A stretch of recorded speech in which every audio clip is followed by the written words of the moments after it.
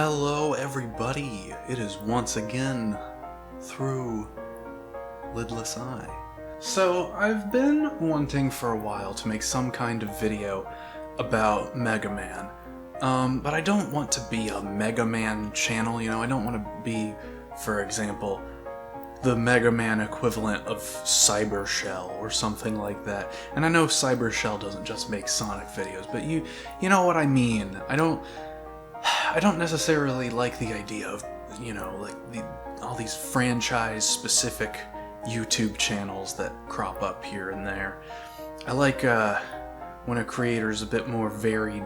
You can get a good sense of what they're about, instead of just sort of regurgitating a Wikipedia page. So I've been working for quite a while on a script for this very long video about Mega Man. But as I've gone, I've found things that I either don't want to ostensibly bury in such a long video. Like, that's ostensibly what the Recore video was I was going to talk about games like that in that video, but because I had so much to say about Recore, and I felt like it was a topic that I wanted people to hear about, I didn't want to bury that in what could potentially be a, hour-long video or whatever. And then there's other things that just don't fit very well into the kind of structure and pacing that I'm trying to keep with that script, such as something that, we're gonna talk about today. I'm not really gonna get that in-depth into. In fact, I'm really only planning on focusing on, the first 5 pages of the Mega Man NT Warrior manga. So what is Mega Man NT Warrior? Mega Man, of course, is a franchise of video games that has existed for more than 3 decades, about basically a housekeeping robot who has to be modified into a combat soldier in order to fight against a mad scientist who has taken over the recently automated workforce of the world. 15 years after that was when the Mega Man Battle Network series of games came out, which were, barring arguably the Legends series, the first games in the Mega Man franchise which for certain took place not even in a far-flung future or alternate timeline, but just straight up within a completely different continuity. Specifically one in which computers were the primary technological advancements rather than robotics, as in the original games. The Mega Man NT Warrior manga and anime, there is also a television series that I have never seen and am not familiar with, and I'm not sure how closely the anime follows the games, but I do know that the manga is a relatively loose adaptation. I haven't read the whole thing yet. Ideally, I will have read the whole thing by the time this video is edited and uploaded, and if by chance my assumption is wrong and something later in the books sort of devalues what I have to say here today, I'll record a little extra bit that I'll edit in and elaborate on that. But I have a pretty good hunch, especially since I've read enough of the books at this point that I know where it goes. I've read the beginning, some of the middle, and the end.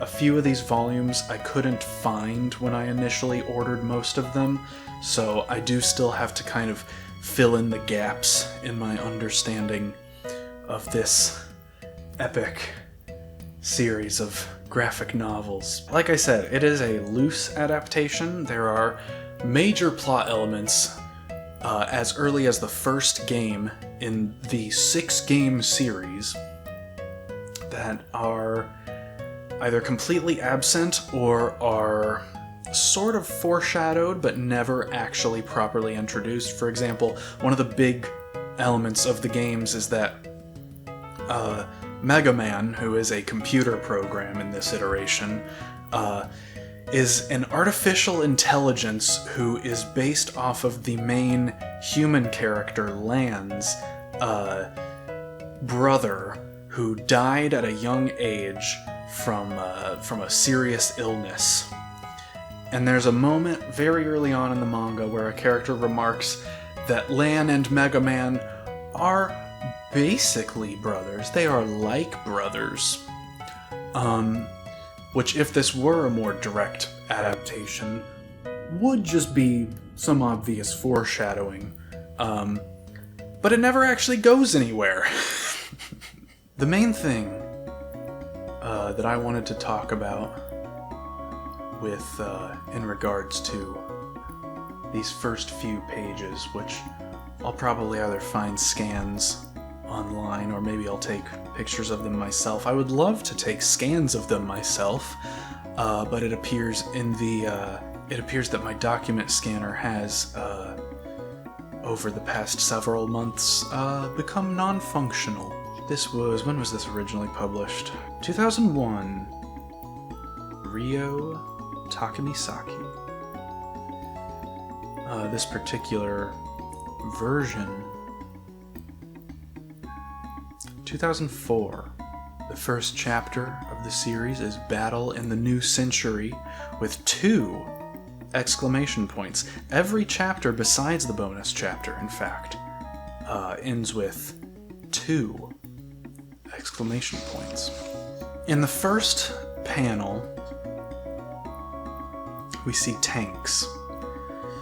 There's a couple of speech bubbles and some sound effects, but the most important bit of text here is: the Automated National Defense Force Corps has encountered a malfunction.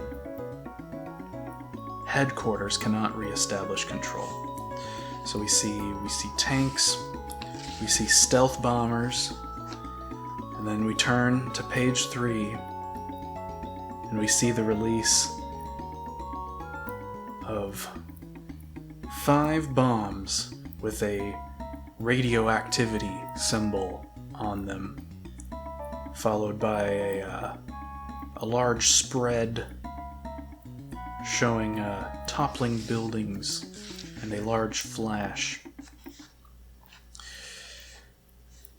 And on the next page, it's revealed that this is all a simulation being conducted by the series antagonist, a character borrowed from the original series from the 80s, Dr. Wylie. According to the simulation, it would be less than 10 minutes from the moment that Dr. Wylie takes control of, how exactly was it worded again? The Automated National Defense Force Corps. From that moment, 10 minutes until the end of the world. This, I mean, you can look at it just from the symbols on the spines of these books. I wonder, does it actually give like an actual specific age rating? Well, all ages on the back, but Viz Kids. Half these books you'll see are part of the Viz Action imprint instead, but many of them are explicitly marketed towards children, unsurprisingly. If you look at the back of the book, you'll see advertisements for Pokemon. A lot of advertisements for Pokemon, in fact. Four pages. 4 pages of advertisements for Pokemon. Beyblade. Zatch Bell. And in the first 5 pages of this comic book, it is established that the world of this graphic novel series is one that is not only thoroughly connected via internet, which, keep in mind, this book is 20 years old. that's somewhat important to consider, is that this is ostensibly in the realm of sci-fi, given when it was published initially. One of the main sort of elements of the series is that everyone has these devices they call personal terminals, wherein net navigator programs reside to assist them in using the World Wide Web. And it is ostensibly just smartphones. What if Siri was your antivirus software?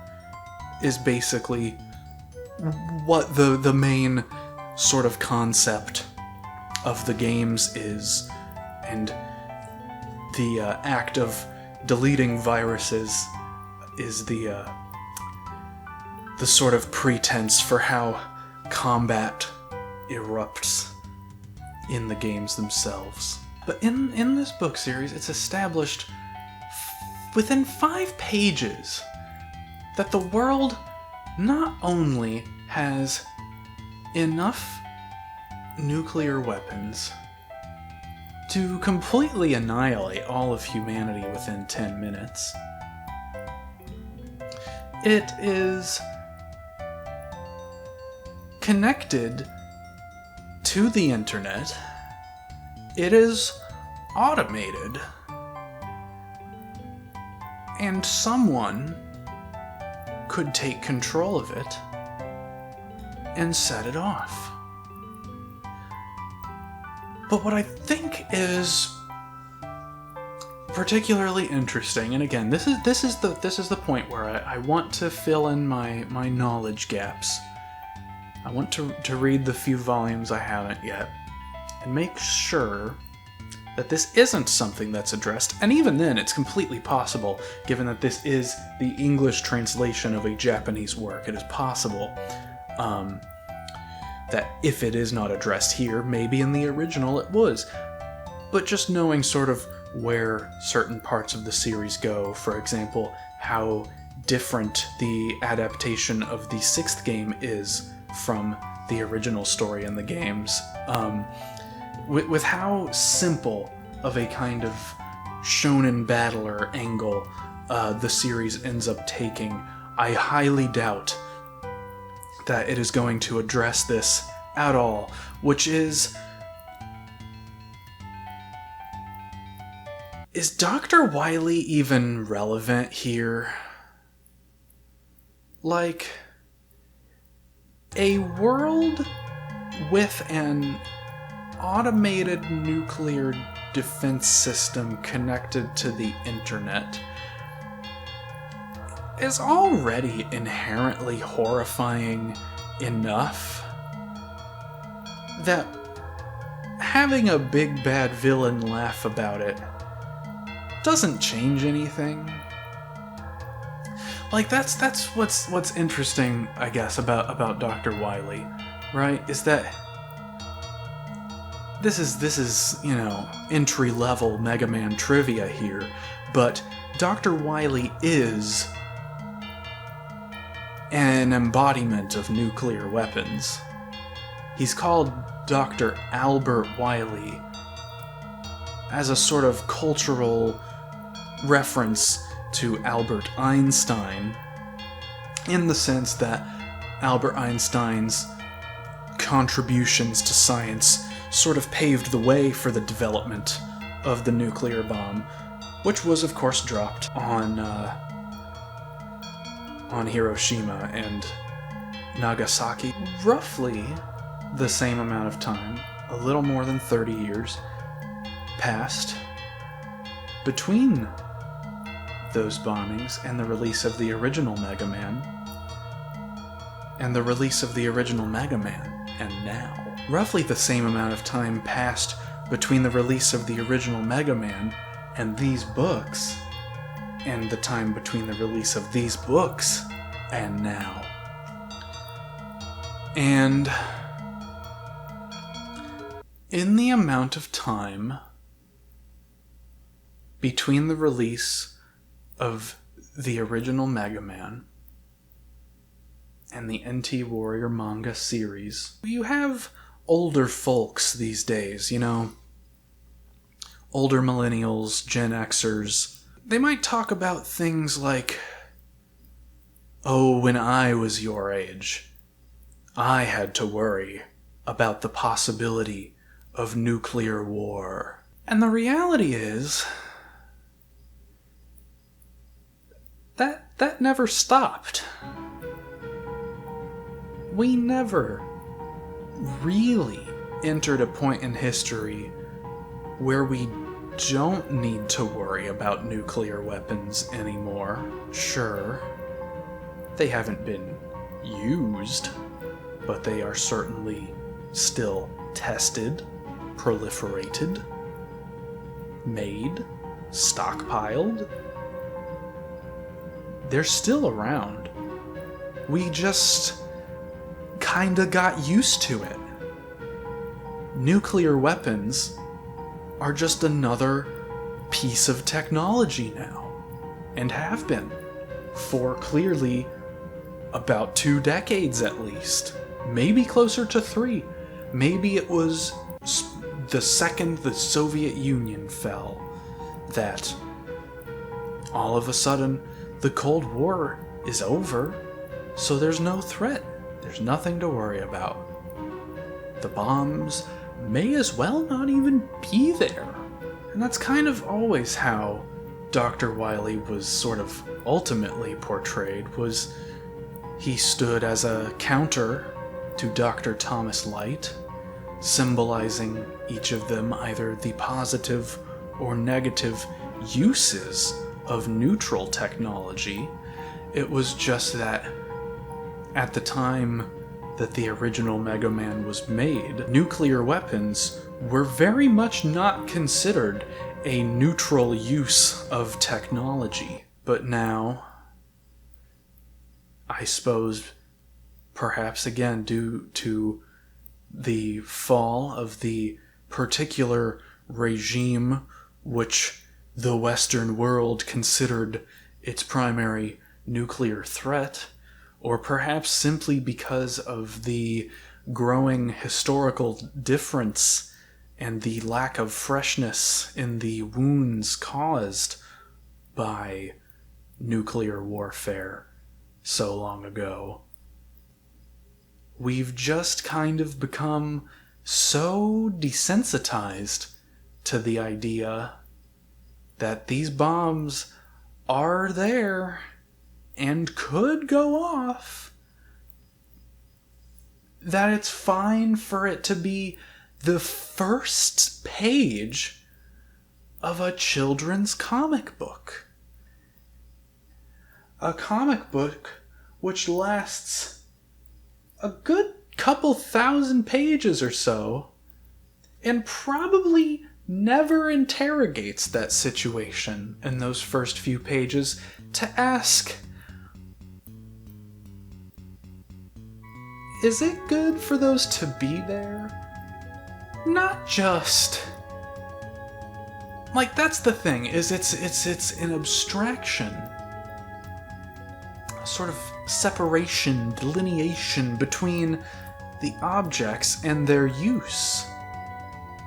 Bombs aren't built for no reason. But creating an antagonist, like Dr. Wylie, who corrupts these neutral technologies in hacking into them to use them, that responsibility for creating them in the first place is ostensibly completely absolved. And I guess I was thinking about this earlier as I was setting up for the video, and I wasn't sure if I actually wanted to talk about it, because it's a good bit later in the book. But there is a point later on. I forget if it's early enough in the manga that it's actually in this book. Maybe it's in the second one.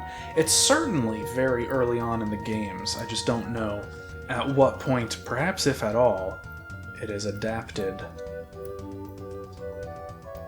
into the graphic novel. I don't know. I'm not too worried about it that I'm going to spend too much time flipping through here. But basically, the second major event, more or less, in the first Battle Network game is that a member of the terrorist organization World 3, that's an implication. Ostensibly outright saying, perhaps, that the villains are third worldists. You could interpret that, perhaps. But I guess getting off track a little bit again, I think it's important to consider, perhaps, that the decisions in creating fictional works like this likely don't necessarily spring from any actual political ideals that the author may hold, and more just starting from a certain point. For example, what if a cartoon about antivirus software and the internet, and going, who's the bad guy on the internet? Cyber criminals. You know, I don't think necessarily every single little bit of information is worth trying to dissect from such a literal, real-world lens as to say, are World 3 third worldists? In any case, a member of World 3 hacks into the main character's school system and takes control of their electronic blackboards in order to disseminate their propaganda. Which, again, is the same sort of thing. Obviously something a bit less extreme than nuclear missiles. But still, it's again the same situation of some kind of outside force corrupting the systems which exist and ostensibly absolving within the fiction the existing powers of any responsibility for propaganda that they may be disseminating through the education system.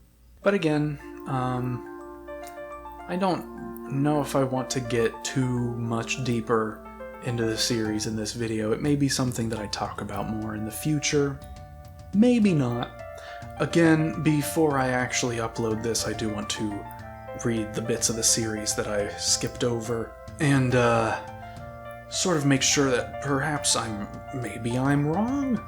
Maybe these questions aren't addressed, but my best guess is that at most maybe there's a scene where Dr. Wylie himself might say, "Oh, but aren't you hypocrites because the world is already like this?" And then maybe like Lan's dad or something will say, but maybe the younger generations will do better, because that's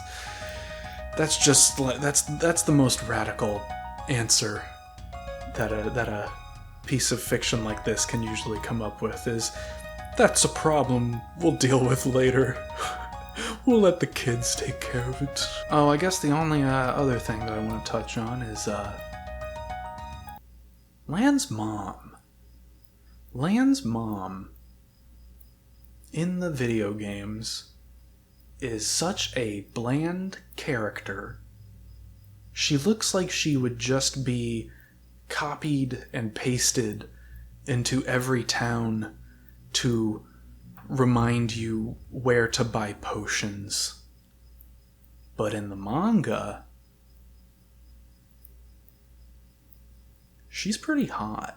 Anyway, I think that that's going to be it for this one, so make sure to comment, favorite, subscribe, like, or even dislike. Just show that you care, and the box is down there. But seriously, I'll see you tomorrow.